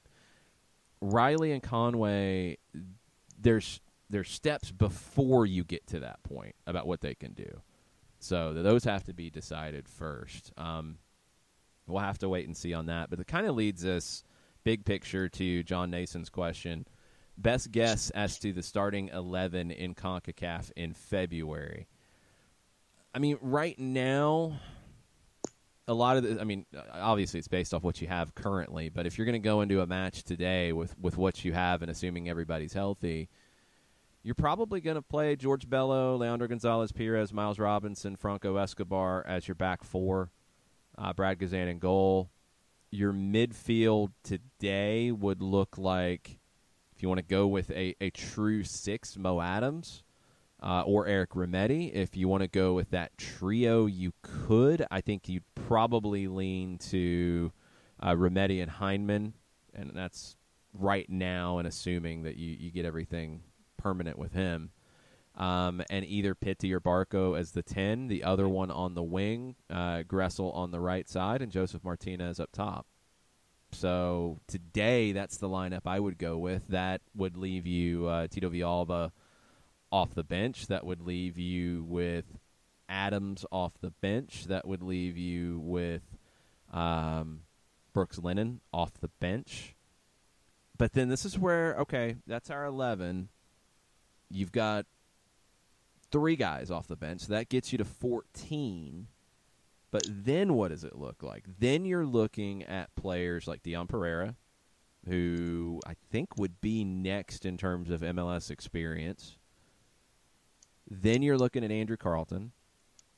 Luis Fernando has not made his MLS debut yet. Lagos Kunga, who hasn't made an MLS debut yet. Brendan Moore is your backup goalkeeper right now. Alec Can is out of contract. George Campbell hasn't made an MLS debut yet. The depth beyond it, there's some holes. And that's going to be the types of moves that Atlanta United will be making between now and the start of training camp. Starting 11, you can quibble with different pieces of it. You could go 3-5-2. You could move the pieces around. But I think you have 14 guys right now that you feel really good about turning to, and whatever, configuration you go with in that first leg of CONCACAF Champions League. But you need more than that. You need to kind of fill in some holes, and that's what I think the front office will be working on between now and then. And, yeah, so remaining spots up for grabs. As you were doing the 11, I was sitting here trying to write, and so you had starting 11 plus 4 plus 2, so that's 17-ish with some folks that don't have some No. It's 11 plus 3 that have some experience, and then you're reaching even more. Right. So Brad Gazan, George Bello, Robinson, LGP, Escobar. Right. Remedi, Heinemann. Yep. Let's say Pitti, because he predominantly played as a 10. Barco on one wing, Gressel on the other, Joseph up top. Got it. Bench, in terms of MLS experience, Tito Villalba. Yep. Brooks Lennon. Yep. Mo Adams, that was the one I forgot. Dion Pereira, Andrew Carlton. That's 5 with MLS experience, and that's it. Okay. Then it is Luis Fernando, Lagos Kunga, George Campbell, Brendan Moore. Okay. All right. That's what I get for writing slowly. Yes. Okay. Yes. So Yep. So we got 20 minutes left. Anybody else who has anything else that they want on the board for hashtag Thursday Thoughts, keep sending them, and we will continue to keep talking, and I will continue to write slowly when you're trying to lay out starting 11s and benches. You're begging for content. Is that where we're at this morning? Well, I mean, we're caught up on Twitter, so it's not necessarily begging for content. We have other things we can talk about, sir. All right, so we can continue to talk about other things, but if folks want to, so you got 20 minutes. That's your 20-minute warning. We might go a little bit longer because Stephen Goff of the Washington Post at Soccer Insider tweeted out that, yes, 11 a.m. Eastern Time, MLS will announce all home openers. Oh, hello. I mean, they're announcing a date. It's okay. But it'll be the date for Atlanta United's home opener. I think it's got to be March 7th. I guess it could be March 8th. 7th or 8th, that would be the Saturday or the Sunday after the Nashville weekend. Because you've got the Final Four that is coming to town, and I didn't know until having the conversations with Mike Conti about how much work they're going to have to do at Mercedes-Benz Stadium to make it Final Four ready. I mean, it is a job. The venue is going to be used for all of that stuff for about a month. So it does fall at a time where there's an international break. So I don't think it's going to skew Atlanta United's schedule too strangely. But I think Atlanta will be home the second weekend of the season, potentially home the next weekend of the season. Then they go to Chicago. That's the 21st, correct? 7/14/21. If my 2020 calendar is correct. Yeah, no, that part's right. But it is the 21st that has been announced for Chicago as their home opener at Soldier Field with Atlanta United as the opponent. Is that right? Yeah, that's Saturday, yes. Okay. And that's what we know so far. And then I think the international break would be the next weekend, and then probably Atlanta United's on the road when they come back into MLS play, and then maybe you're at home after that. This is, according to Stephen Goff of the Washington Post, just the home openers that will be announced at 11 o'clock. So stay tuned. We will have that for you here in just a bit, if that is accurate. Goff is one of the best, but we'll see if he's got this one correct. We're waiting, Steve. We're waiting. And we're going to wait through a quick break. Get your final Thursday thoughts into us right now on Twitter at Soccer Down Here. We'll be right back after this. Looking for future leaders we can trust and believe in? Look no further than the high school student athletes right here in Georgia. High school sports teach young people how to be effective leaders. It begins by making their grades and being on time for practice. It includes learning to listen, following directions, accepting responsibility, being a good role model. And it's about respect for officials, opponents, the rules, and each other. The result? It transcends sports. It gives us hope for the future. High school sports. There's so much more than just a game. This message presented by the Georgia High School Association and the Georgia Athletic Directors Association.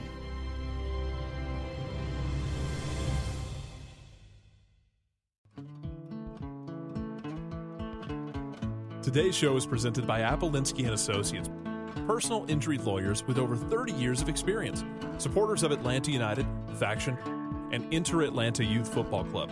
If you've been hurt in a wreck, contact Steve today at steve@aa-legal.com or call in 24/7 at 404-377-9191. The initial consultation is free.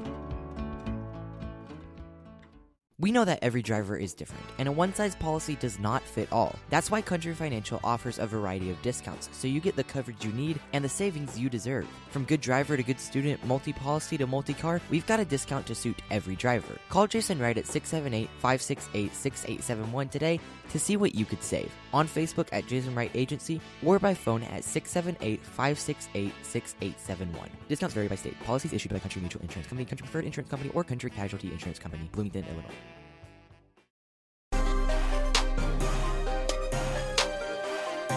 Welcome back. Final segment. Soccer Down here. December 5th edition of the show. Thursday Thoughts edition of the show. We have thoughts. One thing we have thoughts about, or at least I have thoughts about. I don't want to speak for John, but I think he is on the same page with me because we've talked about this stuff before. Uli Yanez, who is at Wolfsburg, who opted to go to Europe as opposed to taking a contract with the LA Galaxy, was part of the US U20 World Cup team this past summer, was a player who I think had some standout moments in that event. Is he ready for the senior national team? Probably not. Is he ready to be part of the US U23s? Yeah, I think that's a safe assumption. However, Uli Yanez's father, who is on Twitter at Yanez, said only Mexico has reached out. When he was asked specifically, do you know if your son has been contacted by Christ at all for the Olympic squad? Ridiculous if not, according to Beema Jenkins, who asked Mr. Yanez that, and he said only Mexico has reached out to him.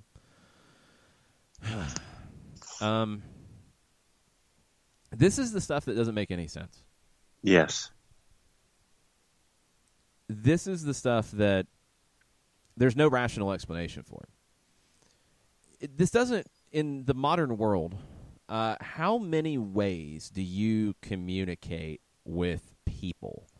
And I'm not going to ask John because it's probably a smaller number than most. Technology is not John's friend at times.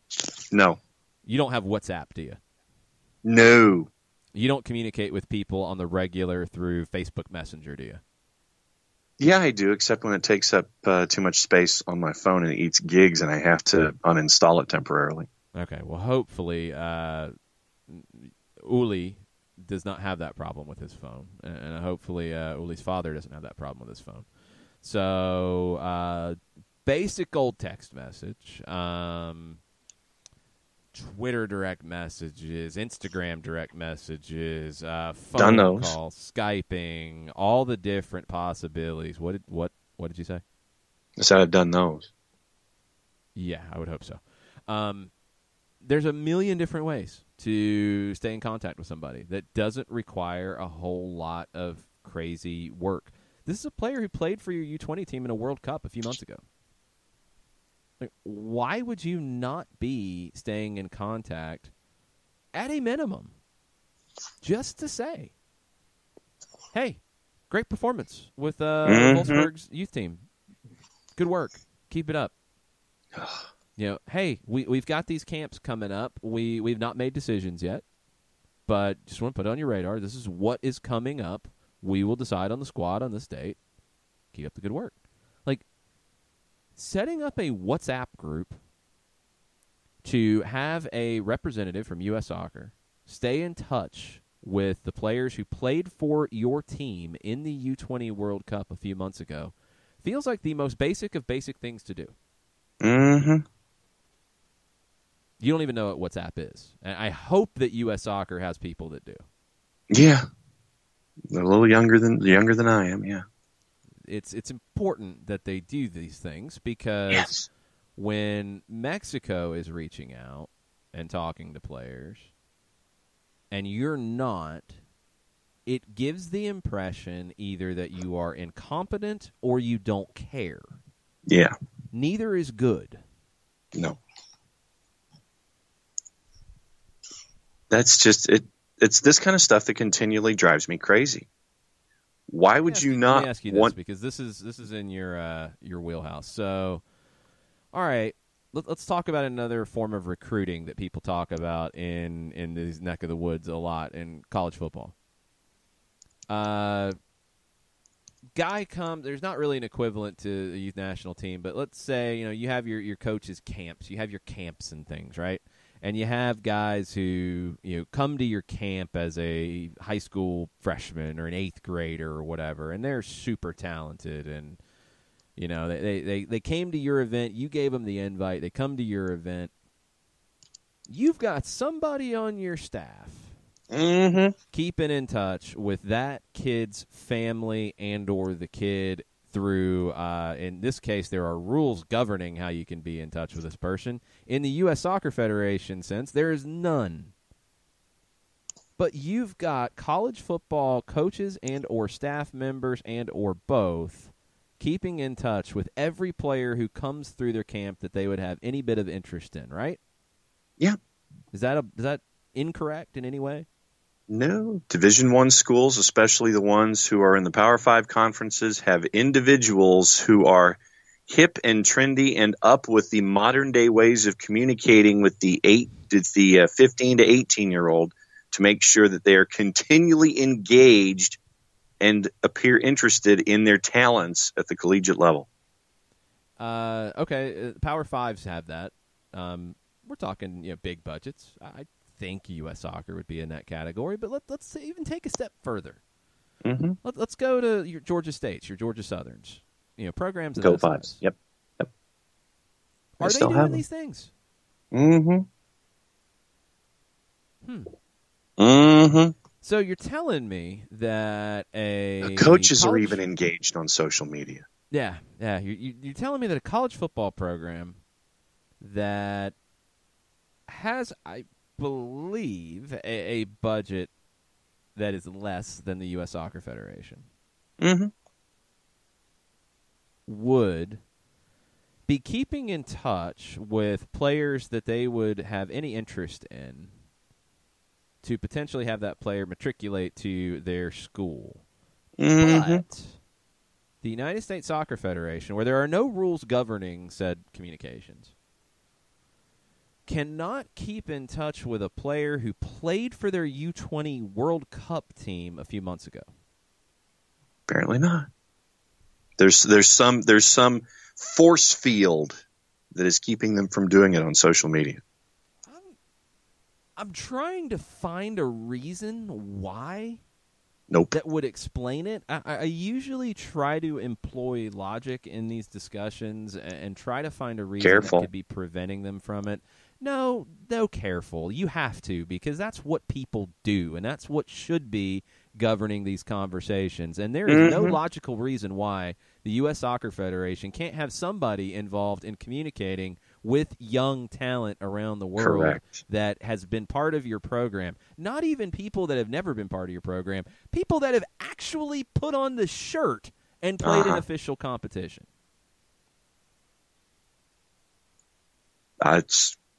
It is, to me, it is unfathomable, but at the same time, it does not surprise me. Well, it needs to surprise you. Yeah, no, that's the problem. No, it needs to. And we need to stop with the whole, well, it's U.S. Soccer, throw our hands up in the air, and that's just what it is. No, it can't be that way. Not when you've got Mexico right there doing what they're supposed to be doing for players that could play for either country.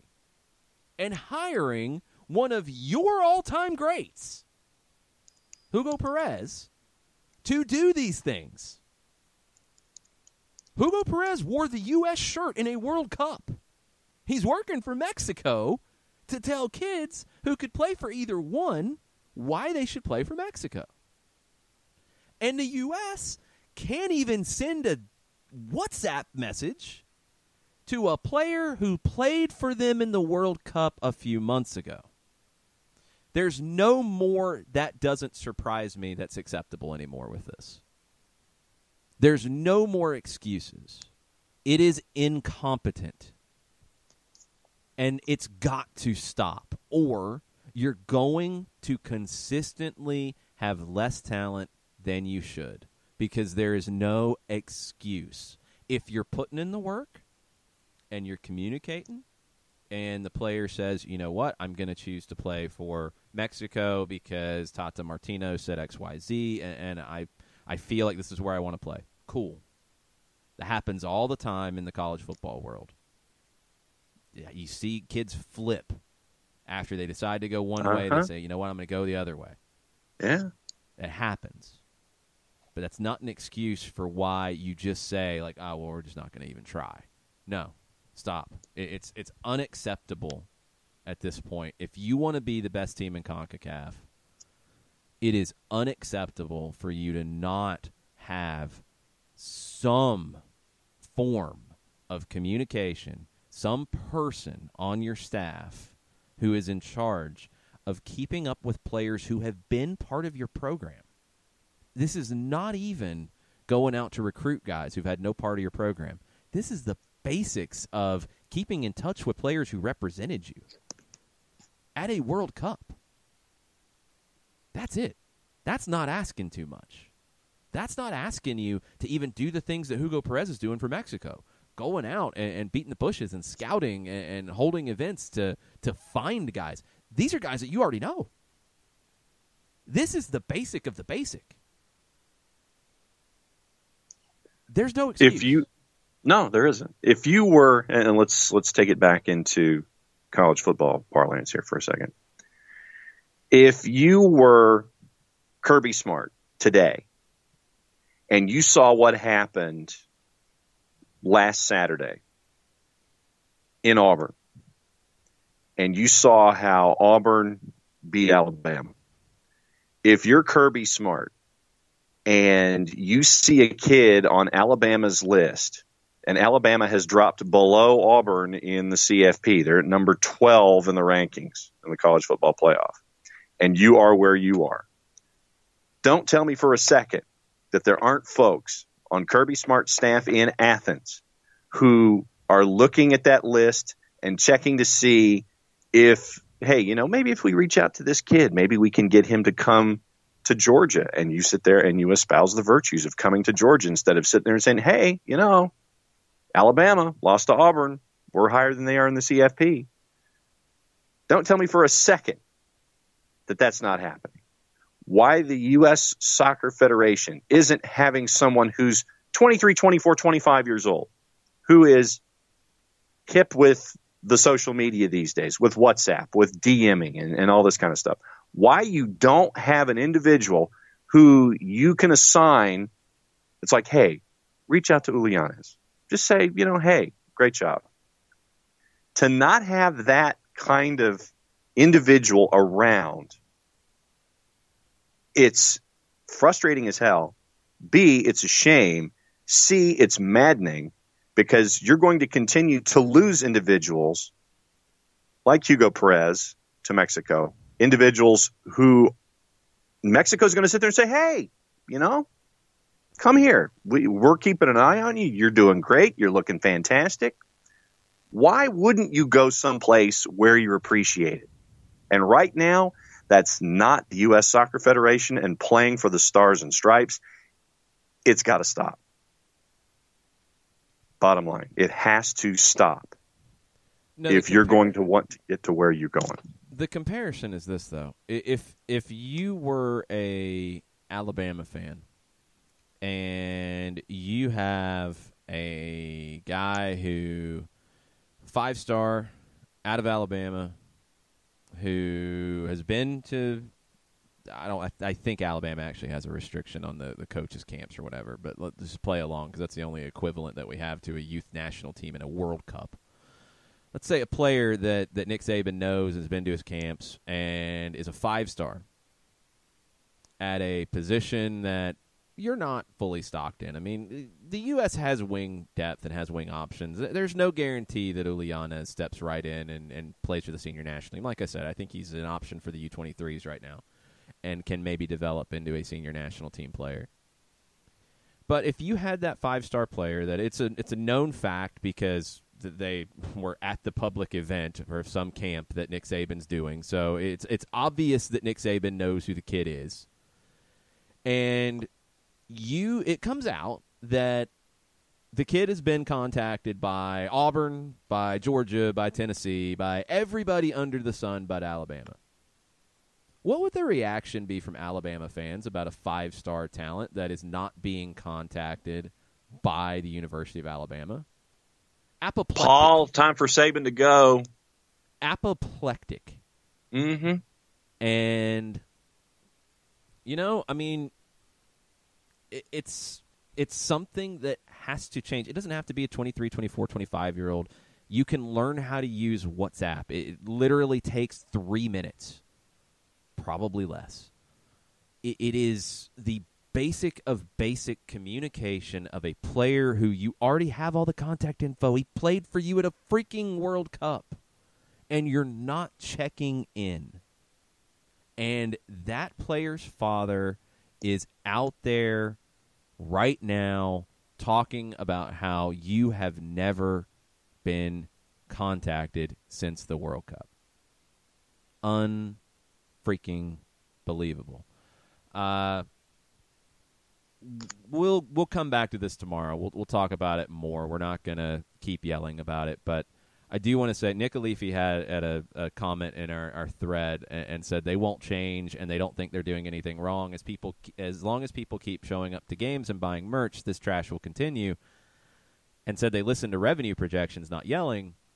People aren't showing up. Revenue projections are down. That's part of it, sure, and that's happening. People don't care right now about the United States men's national team. We've talked about it for recent matches. It's like the interest just isn't there. The game in Orlando with Canada in a must-win game, I mean, people don't care right now. And you didn't qualify for a World Cup, so the thing about just sitting on our hands and hoping it changes and telling people not to go, people are already not going, and plenty of people are already sitting on their hands. People have to be held accountable. And I'm sorry, when you have college football that is showing you what it takes to recruit, and you're just not willing to even play the game, not willing to just communicate with people who are in your program, then you're incompetent. And that's what it is right now. And when you look at this group that is not doing their job, then that's what it is. All right. We will come back to that tomorrow. We will have plenty more things to say about it on a Friday edition of the show. But we're starting to get home openers. Of news. Yes. Thank you. Atlanta United's home opener is set Saturday, March 7th, 7 o'clock against FC Cincinnati. There you go. Opening weekend, according to Stephen Goff, February 29th.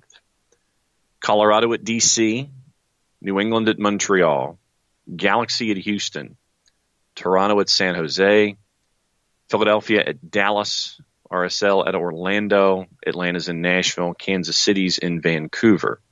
March 1st, NYC's at Columbus, FC Cincinnati's at Red Bulls, Chicago's at Seattle, Miami is at LAFC, Minnesota is at Portland. Miami at LAFC is your big-time national game of the opening weekend. And Goff once again mentions DC, Montreal, Red Bulls, Columbus at home on the first weekend, but warm weather or domed LA Galaxy, Atlanta, and Miami are on the road. Bring your gloves. Yeah, it is what it is. New York City has announced their first 3 matches. That Sunday match with Columbus, then March 7th with Toronto, then March 14th is the home opener for them against FC Dallas. So, home openers are being announced all over the league. Lots of stuff happening at the moment. Philadelphia's home opener is March 20th. Against San Jose. New England is March 7th. Their home opener is against Chicago Fire at 1:30 Saturday in Foxborough. We will see the TV side of things as they get announced as we go forward. I want to go back to that opening weekend just a second. And the Miami LAFC game is the one that jumps out to me. Atlanta and Nashville is another one that it's that Saturday night. I I hope they do a big national thing with that. I'm curious to see if they will. I think they will, and I think they should, especially if Nashville opens the whole stadium up. And your big games on the first weekend are a full Nissan Stadium for Atlanta and Nashville, and a full Bank of California for Miami's debut against the Supporters Shield champs in LAFC. That's two big, good national, kickoffs. That's a good thing. The Saturday night. It is the Saturday night after football has ended. It's a Saturday night before baseball's underway. The NBA will be going on, but that feels like a game that, if you're Fox, if you're ESPN/ABC, that Atlanta-Nashville game would be pretty attractive. Mm-hmm. So be curious to see how they handle it. Big house at Nissan. That one should be a fun environment. They got to open the whole place. I mean, that's yeah. You don't know. I mean, I'd like to think it's going to be a full house. I think it'll be a full stadium in whatever capacity they have, but I hope they open the whole thing because I think it could be that big. That's it for this morning. Joe Boss had asked when we were going through that Atlanta United lineup, he said, did you forget Merrim? He's not under contract. And I went from guys who are under contract. So if you add a Justin Merrim, if you add a Jeff Lorenowitz to the mix, then yes, that increases that depth that we were talking about. But they're not under contract right now. So the depth deeper in the roster is something that Atlanta United will be working on between now and that CONCACAF opener that will be even before the trip to Nashville, will be well before the home opener against Cincinnati on March 7th. All right, we will be back tomorrow with the normal 9 a.m. SDH start time. It'll be a Friday flashback show. If you have suggestions out there listening on a Friday flashback topic, send it our way at Soccer Down Here. We will talk about something from the history or recent history of the game and get into a little bit of a debate about that in the morning. We'll also dig deeper into the U.S. Soccer Federation's lack of shadowing major college football programs and learning how to recruit.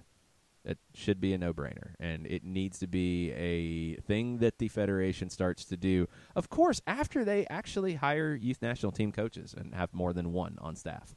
Lots of things to do with the Federation in Chicago. Hopefully they start doing them. We'll talk about that tomorrow. We'll talk about everything else around the league in MLS and USL Championship and so on and so forth as well. Thanks for listening. Mucha plata, y'all. Mucha plata, y'all.